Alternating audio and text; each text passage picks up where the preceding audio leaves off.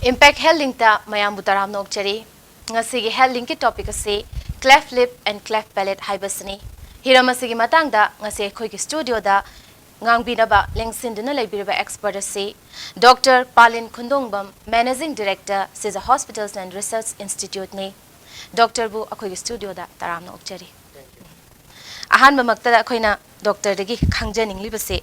cleft lip amasung cleft palate haibasi karino masigi matang da khoida sugaina takpiyo. Maiteronda haibataragadi koigi chimban ngau kaiba haibani popudagi ado chimban ngau kaiba haraga koina atei tongan ba jaga krasu yauri se natongi sep kairakpa yari kairakpa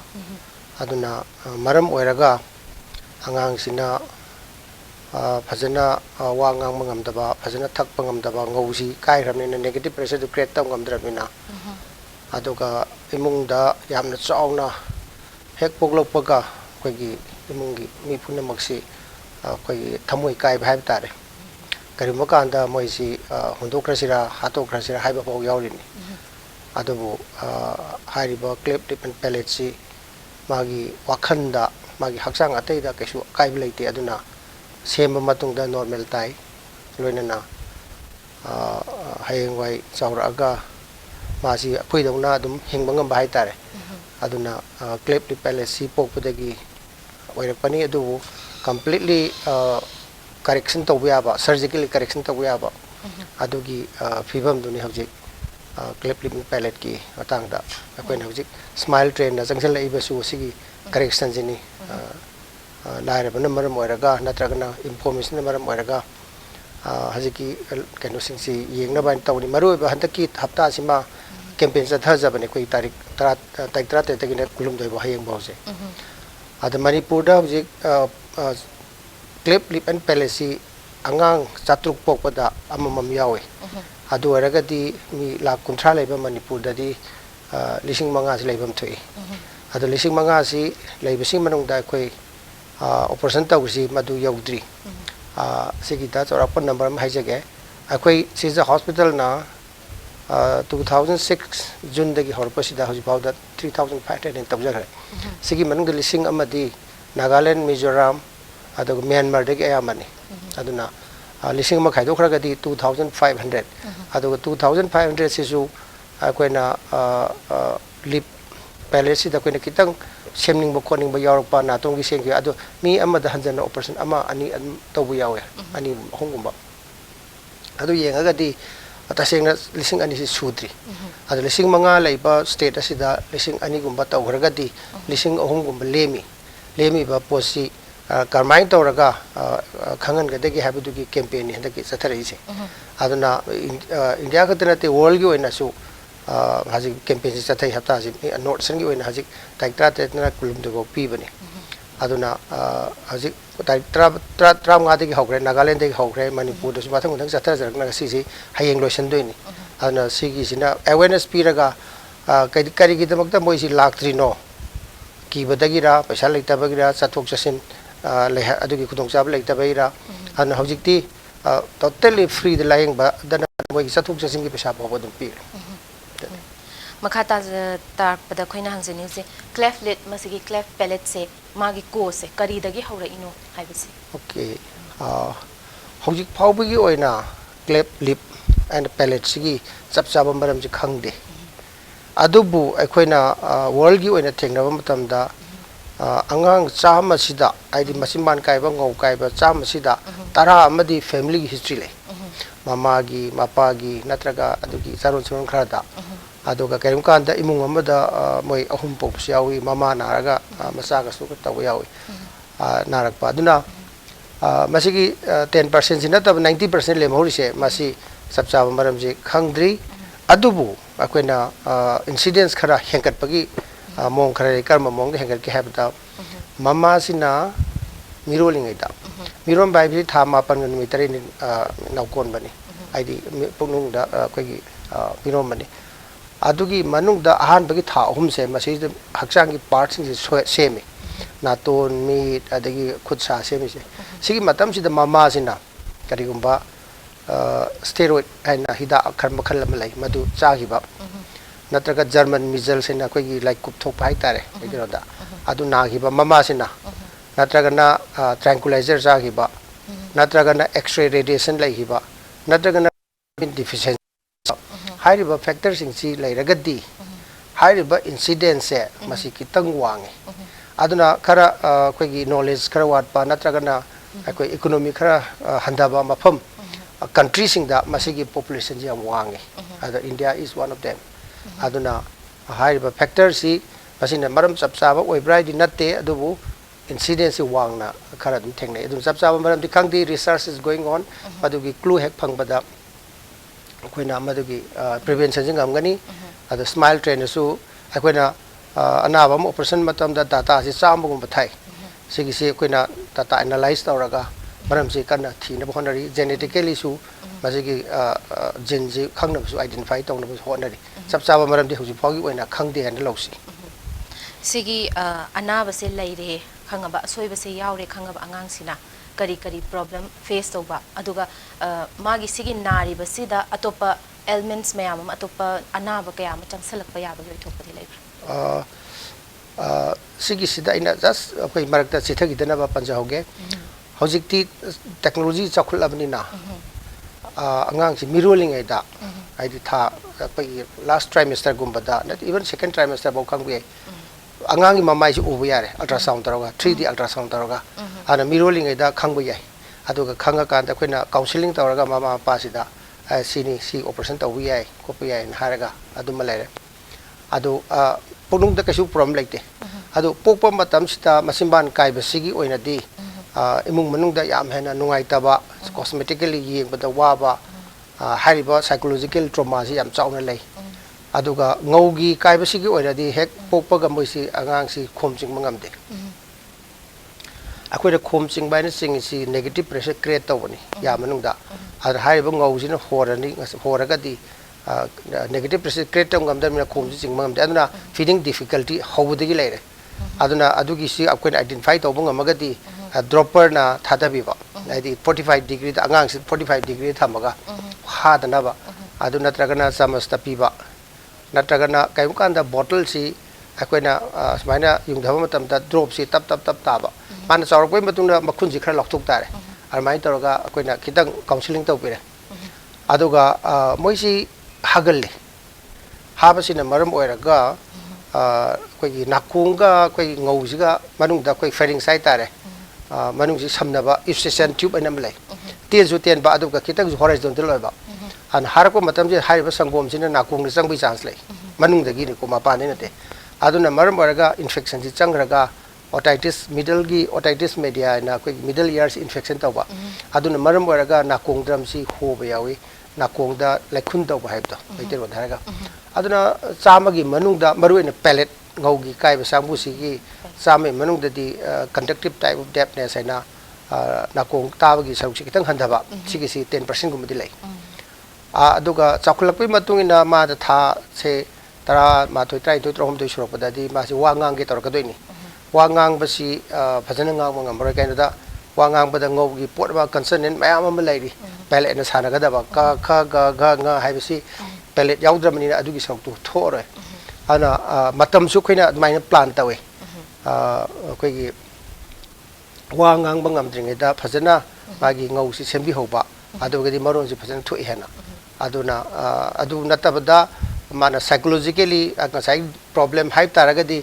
angang sin koi like da baka ba matam si da mu like tam ba ka ba si mayam changna yengchalakpa khosalakpa langdarap konra ko mayam sina mangon da self esteem yamna low erektana school kaw yaraktaba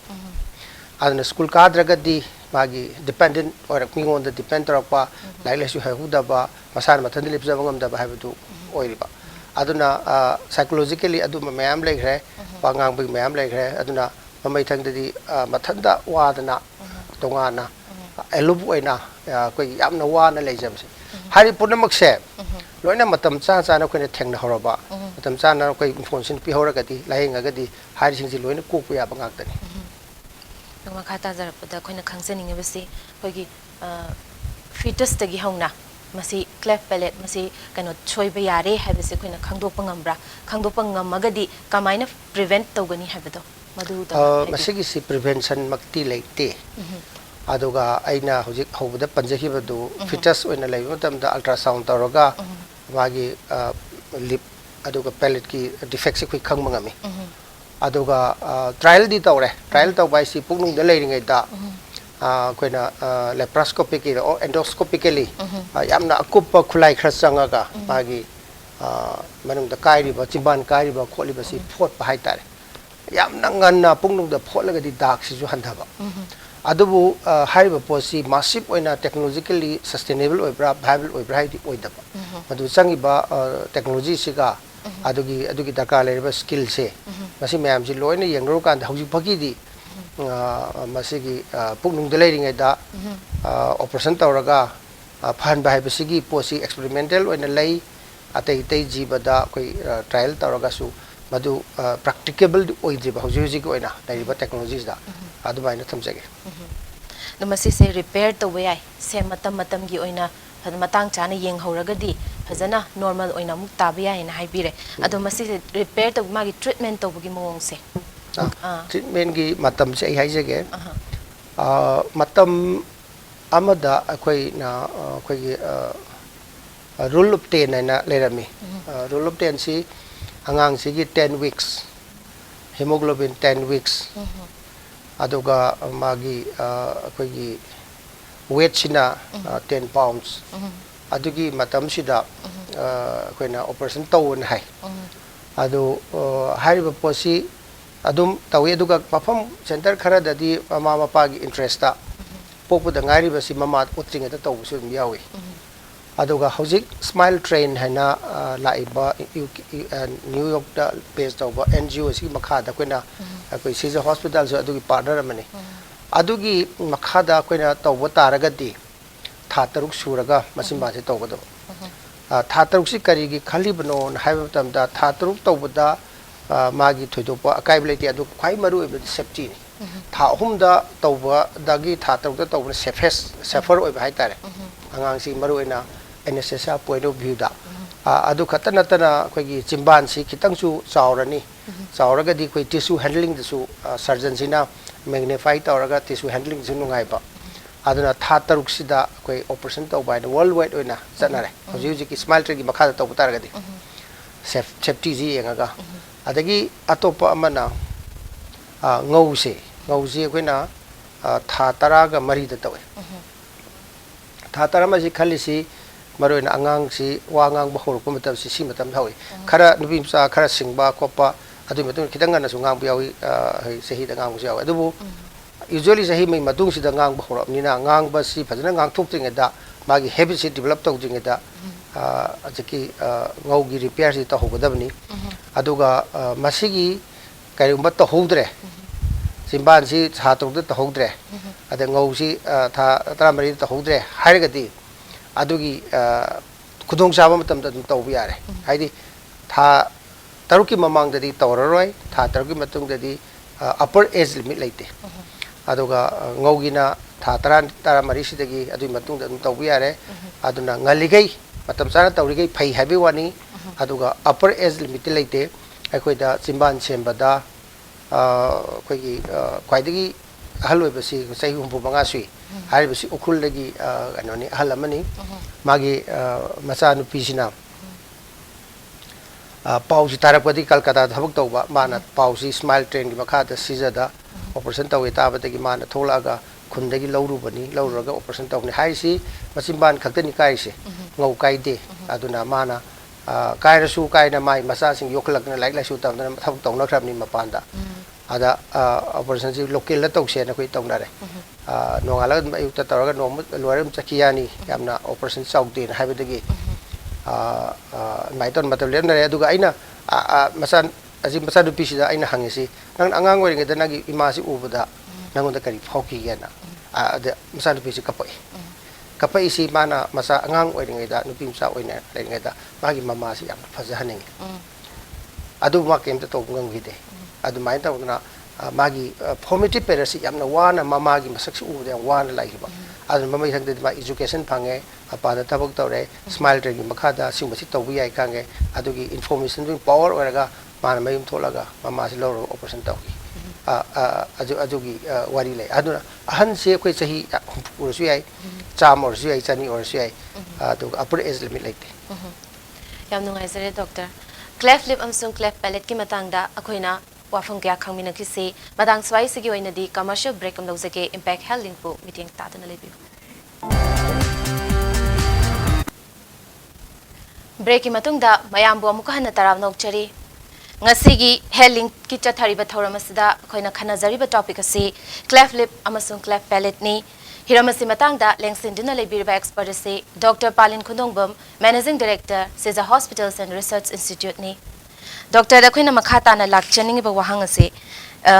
break mamang da khoina habi da surgery se tawraba matungda magi normal recovery time se kayam yamna matam se changaga ma se normal oina muk lera kadoina habido adu se takpi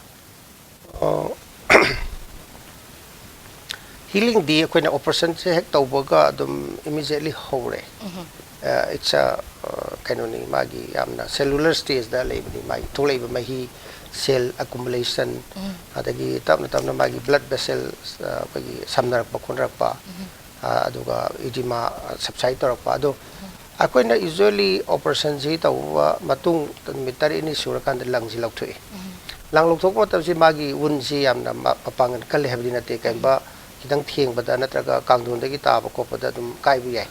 ai aji jaga sida am son ba jaga hai tare aduga kaim kanta koina manung de lang pholaga mapan de lokthokna da su yawi aduna gradually magi na ba jaga si na ba di aina khanba akoina usually thengna bada tha ama ani bhaudi ani hum bhaudi nai magi tissue maturation kawi mai collagen singji alignment le bagi aduna tha ani hum si na sum nan biraga koina magi dak si ju contract tawdana ba mai tawraga tha hum bhaudadi ayamba na bu faradra pom bu faradra ngang bu faradra haina akoina akhale adu mai tawna healing mai na thamjage aduga sabjanabadi immediately hore adu strong oidana magi jaga sigi wun amagi anaba magi chaina khon phaudadana leiba tha hum ti sang Duka makhata na lakchaning bise mamang da supan bikre cleft palate chinban kaiba ngau kaiba angang amana magi chaba thakpada aduga karamna smaina season gi haibedo adu ta thak horak pada su panja gare maru aina chimban kaiba gi di chaba gi problem leite thakpa gi problem leite ngau kaiba sini maru aina negative pressure create to bungam damina immediately moi angang khum ching mangam de aduna adu kansida ekhoina koi 45 degree da thamaga tambak da thamaga koi tonga ba means dropper hapaga pitak pi ai adagi bottle ngasai hejab makhun ji khar la holaga tap ta hanba man char koi butung demand hengalaga ne du butung makhun ji la holaga adum thakpa ngame adoga chamasna sum pithai amai tawna matam khara struggle tawra matung sida akoi tha ani hum ga sura aga di semi solution bijaba yare ahambada moi wani mapang selection ba khosan ba adubune simban kai ba ngau kai ba si masai am pharaga lakpu yawi chaba su bhajan chaba la phoi pijarak pa dagi pes oina sangong ke adai mabai ta mapang si am line akoi normal am chaba dawna dum sare amai tawraga matam khara di tha ahumari bhaudi wai adu matung da di semi solid hobi ai adu problem baite hopada kitang hagan ba kokam lai aduni thudok patai kitang tha hong matung da di problem lai te makhata rapasti smile train haibase kaino haibase pan bikre masiga mari leinariba smile train is a cleft project haibase karino aduga karam kan hawdokibano haibadu takpi smile train gi si aina kitang ka muk labra tawjage prithvi da laiba chinpai majban kaiba ngau kaiba si ayamana operation tawdaba matam amada moi si specialist natragadi tawsu ngamde adui mathakta hospital da chatpada private oigera government oigera paisa si jangba aduga khangdaba su kongai am laiba ai adigi isona pithorapani semonu haibagi pot am su laiba aduna yamna chawna koi accumulation si laiba aduga India gi oina su sahi amada 35,000 ji po ibani sahi amda sahi gudi puksela ine ne yam chawbo backlog ne ji lairis aduna haiba world gi oina developing countries da maru oina yamna chawna issue si economy si suhan bai ta masi laing na bhona imung du tum yaurin ana 60 countries da hajiki smile train gi presence lai ada moina phan nama develop tawi hariba phan si paisa paiba ina kara khunbana thadarak bani aduga thadariba paisa ji chapchana phajana sinabiduni akoina smile train tawrsi aduna paisa si thadariba paisa si Bill Gates yauri Warren Buffett yauri George Bush yauri aduga koi Paul Newman tonga ba film star phanam yauri adu India gi oina Ashray Asusarai ma not only invest sigi dabak donate to budana tan ma masamak global ambassador ni koi prithvi ko ba masina represent tawri phajabagi simban phajabagi aduga masak phajabagi hana mana brand ambassador ni admai tawdana prithvi gi mafam khudi mat sakhairaga laiba aduga moigi tongan ba sina koi mafam gi doctor si develop tawba China gi da prabhav am lai mingonda nuksiragadi anga pijano nga phaba tambiyo haina nga si aina ngasi piragadi nga si ngasi nungdang sa thokrani nungalaga leiroi adu ma si nga phaba tambi taragadi nungalaga suma nga phara cha jabi hayeng su cha jabi mapun si chupa aduna local doctor singsi promote toba haihan ba tambi ba aduna khoi si tongan ba UK USA da adu India gi mafa tai da tongan ba koi training si thawai sahi gun ki dum pi haidar adu haihan laga akoina anabasi yengamaga sakhibana ta yengaga khoina adum care lawjaba ngamna baina armai torga yam chawna tawbni hoji phawda ma operation tasengba magi formation di 1998 ani aduga 1999 da China da ihan han operation ama hogi adudagi horaga hoji phawda lakh tara tawre lakh tara si yengba matam da koi hogi ba sahi si da yeng matam da second minute manga kudigi operation amam tawi haitai hoji khoina masing ji thiok matam da in terms of timing da adu hariba posi mapung pharabrai natti kaino da million ama tawbai si lakh tara tawbai si lemhori si yam hen lemhore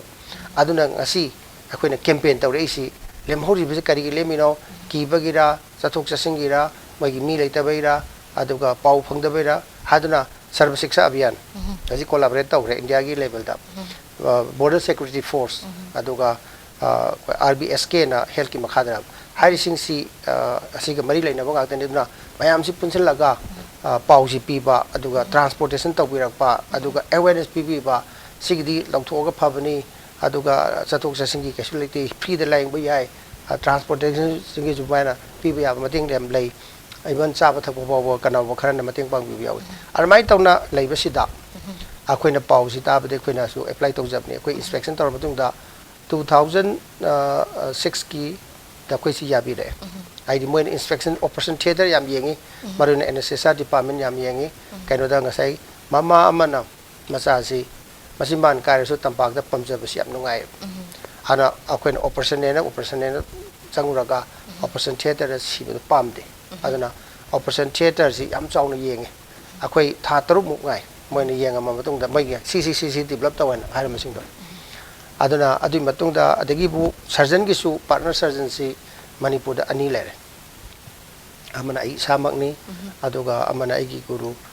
Professor Jian Sharma hauji SHIJA hospital da puna koi wak taminari aduga koi PG su tawi ai ba si ju khoina operation tawi ba si mamang ama yengani matung ama yengani ada moina aduga analyze taruga yarak pani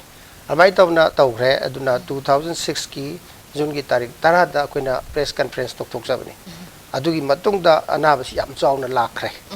haidi numi nini subade si anaba nifuni thoi akoi Manipur da kyam lerang bude ki hamda khalle yam lera moidrai khalle kaino da plastic surgeon moina rims ta lering da ina operation ji tha manga tok hende adu single day da anaba nifu ga ni thoina ai ji question lagom tam da di aingonda amna kan haini feeling of power edum takta laiba sing su mamai khuma ga la amba sing du loina hangduk naraga moi masen wari sanaba ai thandana te war si mi atai su wa bas mayam lai haiba potu laki adu matam du dadi leramba hanak accumulated mayam si loina lai adu ge chahi ma leraga di khoi mapan thukba hore mapan di Manipur mapan da khoi silchar da machine mission barak ena adu da khoi Rotary Club silchar ga pullaga adagi Nagaland da chang hore Nagaland da khoi chatre muksu gore tawsi aduna adagi matung dadi mission Myanmar dusu Moniwa General Hospital da khoi Myanmar government ga Indian Consulate General ga SHIJA ga pullaga taw he anirak sure amai taw na moida chama ga almost sam yang khai mu taw he adu matung na mathanda lakse basum yauri amai tawna journey si laksabani hauji pauda 3500 ki mathakta tawgre ado lemhori basi mapan gi lising mu yawbuni na 2500 muktani aini hajabani 2500 su tawgiba masin anaba amkada ani hum taw yawramni na 2000 kadang tawri na khanjabane ba aduna ni ngasi campaign tawjari si akoi social activists aduga akoi oja sing aduga akoi political representative mayam si ai singda adigi atha pada pausi changbam yada mafam changhan biu media gi na mayam su adu aragadi asai lemhori tangkhai ma hen lemhori se masi la aga mogi punsida anoba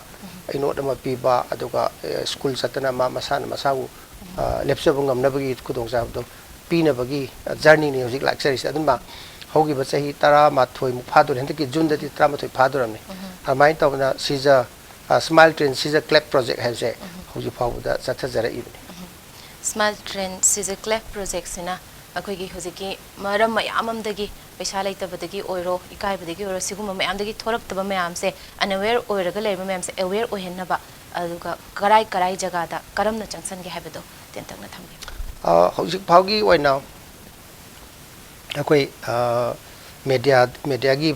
through the haitare akoi media gi sinau singda tawduna phadayamna di cover tawre adubu khabar pada ba natraga radio phangda ba natraga television phangda ba mafam dadi hariba posi kai khangdi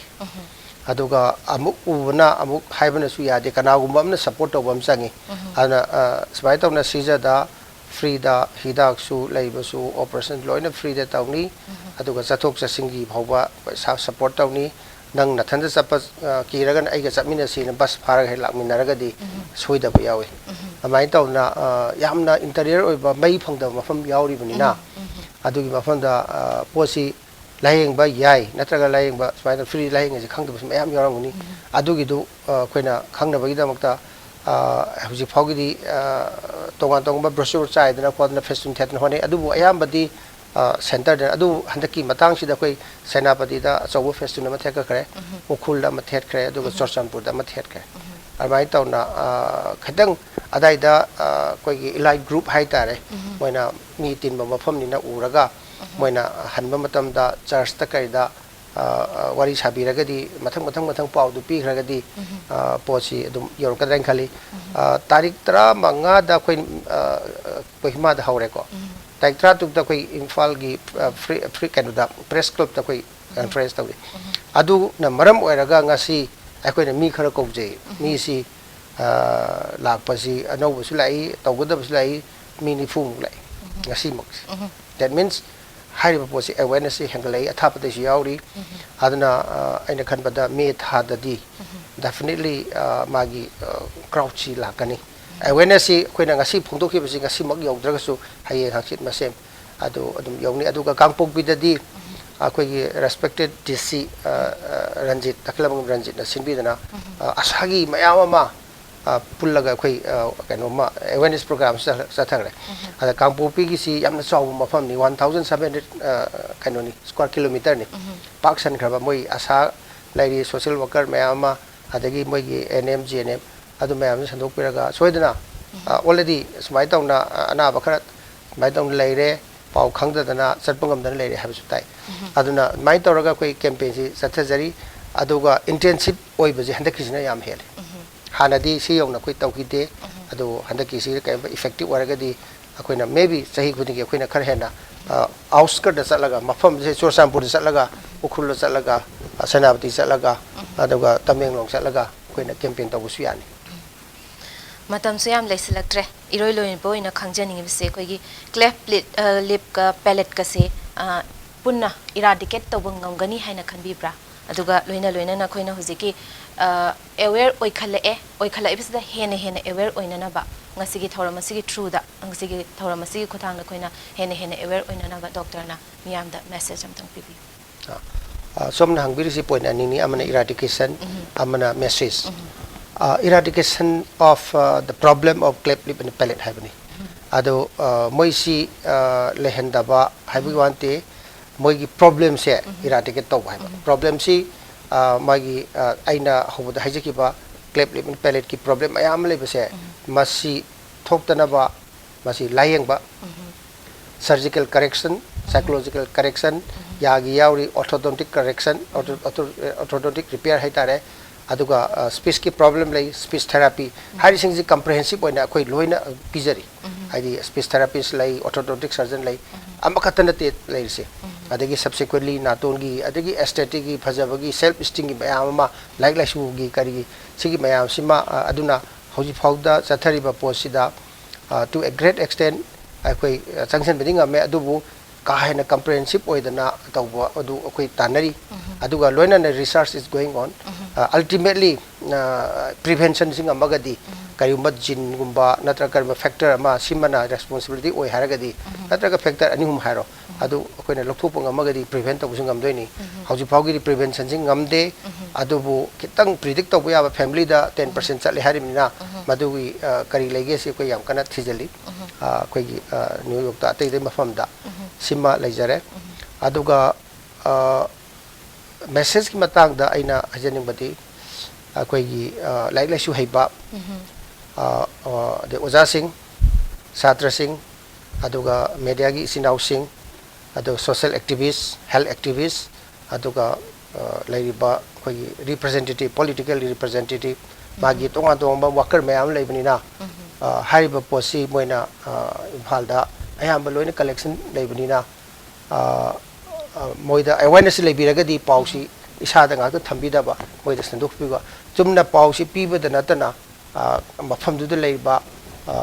mami mamai singba like lesu haibu kanguna moisi support toraga practically physically akoi gari da puraga lakpiragadi adugi mayama akoi mai pakane su khanje doina sarv shiksha abhiyan ge su haija gre oja sing da asa sing da su koi appeal da jari asa si paksan work to ne koi khanga kanda koi aduga even kangpopi di incentive ne hai howi awa disina koi respected decision jita amai tauna koi gi Manipur gi leriba government gi tonga bangwa missionary sinaraga koi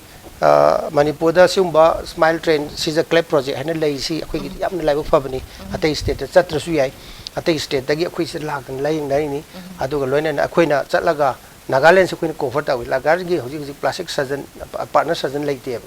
aduna asigi se koina chatlaga koi chatdu handagi tai ku apun kuntha sakani haijese anaba already kungi matakta resa tawren tai moi su yamna chingda marin moi ne ham hina wai kaino da singi oibani na yamna koi terrain si kaino tawni na lakpude amwa ba pau phangde amwa ba aduna haribasi mayamna anaba singsi phan bada haiba tare mateng pangbiba koi pau bibiba support tawbiba sine aina mayam da appeal tawjaning badi yam nungaijare doctor na ngasi khoigi thoramasida chillaba matam kya kai thopiduna kanaraba wafam kya thambiba aduga small train SHIJA CLEFT project ki matangda macha khaina takpibase han thagat ba phongdokchari matang swaisida impact healing loisinjare mayam punamaktage kaina nabaya thangni jari pinabirasi